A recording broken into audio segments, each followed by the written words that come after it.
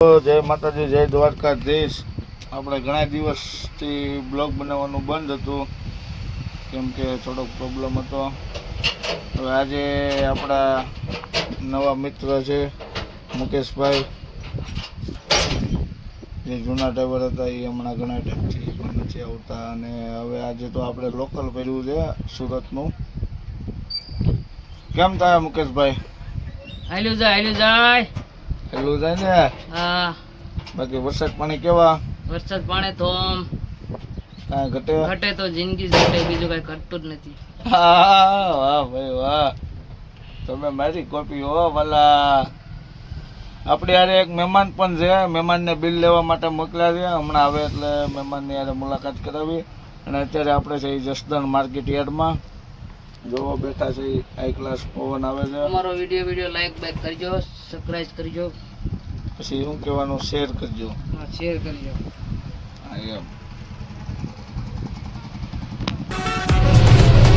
જો આ ચોમાસાની શરૂઆત, અને શરૂઆતમાં જ લીલુંછમ અને હરિયાળી થઈ ગયું છે આપણું કાઠિયાવાડ પંચાળ। આ છે ઈંગળગઢનો ગઢ, જે હમણાં બતાવશે। પછી બહુ મોટા મોટા હાવજ ડાલા મથા એટલે કે ગાવું હાલી આવે છે।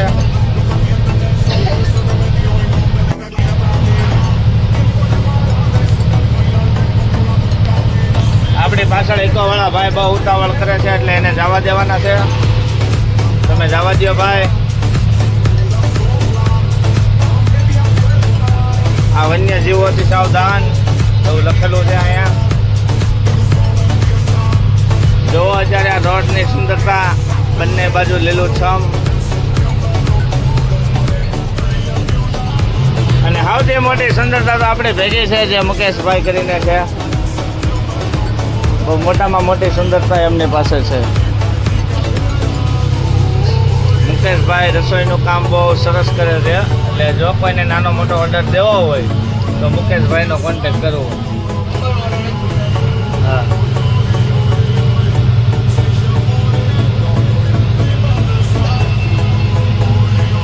આપણી ગાડી શું છે, ઢાળ આવે ને એટલે થોડી સ્લો થઈ જાય। જો દૂર દૂર સામે આપને ઈંગળગઢનો ગઢ દેખાય છે।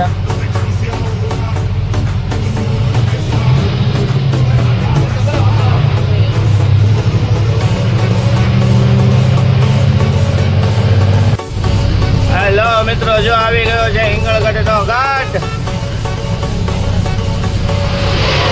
અને અહીંયા થોડું છે હિલ સ્ટેશન, અને અહીંયા પર્યાવરણને લગતું ઘણું બધું અંદર છે। આ છે ઈંગળગઢનો ગઢ,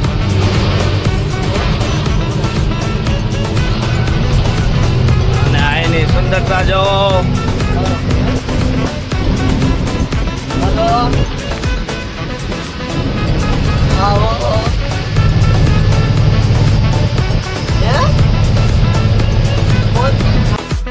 હલો મિત્રો, જય માતાજી, જય દ્વારકાધીશ। આપણે પહોંચી ગયા છીએ વટામણ ટોલ નાકે, અને આપણે રાંધી નાખ્યું છે। આ છે આપણી રતન, અને રંધાઈ ગયું, રસોઈ બની ગઈ છે, અને હવે બસ થોડી પલમાં જમવા બેસી જવું। બેઠા બેઠા રોટલી ને શેકી હતી, એટલે શું છે થોડીક પેટ દુખવા મળી હતી, એટલે નીચે ચક્કર મારવા આવ્યો હતો। હાલો તો હવે જમવા બેસી જઈએ।